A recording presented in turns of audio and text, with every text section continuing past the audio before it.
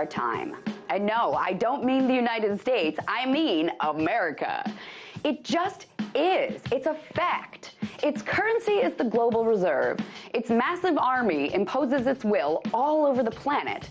Its flashy, terrible culture is emulated by many around the globe.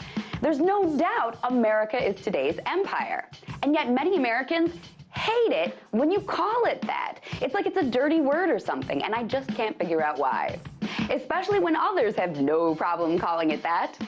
Like, for instance, the North Korean government. Their state-run news agency just published a new commentary piece saying that recent speeches by Obama clearly show that the U.S. is an empire in decline, reminiscent of the ruin of the Roman Empire right before their fall.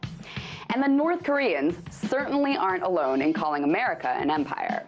Tom's Dispatch did this hilarious article where they pretend America is at a shrink's office, and it's confiding how bitter it feels about being a declining empire.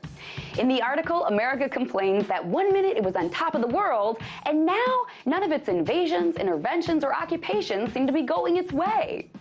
It's a really funny look at America as an empire in decline. So why can't average, everyday Americans face that truth? And I'm not talking about Americans who are awake, who don't buy into their media's propaganda, and who question things like those who watch RT. I'm talking about the vast majority of Americans who aren't paying any attention at all to the Ferguson riots, all of the ones who are watching football instead, the millions of Americans who are still asleep, just hate it when you call their country an empire. The liberals among them hate it most because they like to think of their country and themselves as benevolent donors of goodwill.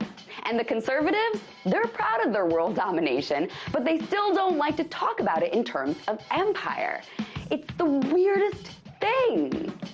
Ottoman, Byzantine, Macedonian, Roman, British, America is the latest in a long line of human empires that impose their will on everyone else in a crappy way.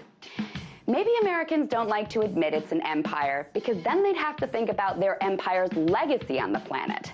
And that is terrifying. They'd rather just reap the benefits without thinking of the lasting consequences. Which sucks for them, because those consequences are costing the planet a fortune, and it's starting to cost them their status as empire. Tonight, let's talk about that.